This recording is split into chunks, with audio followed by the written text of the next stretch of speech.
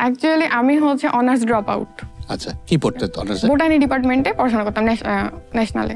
আচ্ছা, আর drop out করলে কেন? চালাবে না পড়াশোনা?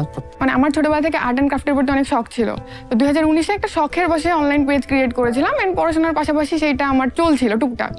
2022-এ এসে যখন করোনার জন্য আমরা 3 বছর পিছিয়ে যাই এডুকেশনের দিক দিয়ে, তো তখন একটা ফিলিংস আসে যে আমার তো 26 কি 27 বছর হয়ে যাবে আমি যখন পড়াশোনা শেষ করে জবের জন্য অ্যাপ্লাই করব।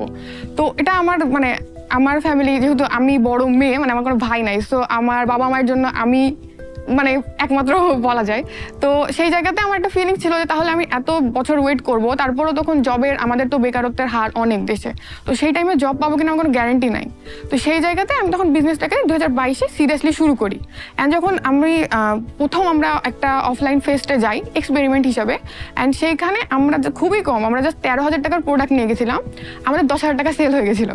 তো তখন ফিল হয় একটা যে there is a gap in the market in this sector, তো এটা নিয়ে কাজ করা যাবে অ্যান্ড এটা অনেক দূর পর্যন্ত আগানো সম্ভব। অ্যান্ড পড়াশোনাটা তখন আর কি একসাথে দুইটা কন্টিনিউ করা একটু টাফ হয়ে যাচ্ছিল, কারণ আমার বিজনেসে আমার টোটাল 100% টাইম ইনভেস্ট করতে হচ্ছিল, যেহেতু ওই টাইমে আমি একাই ছিলাম। তো এই জন্য তখন আমি এটাকেই চুজ করি আর কি।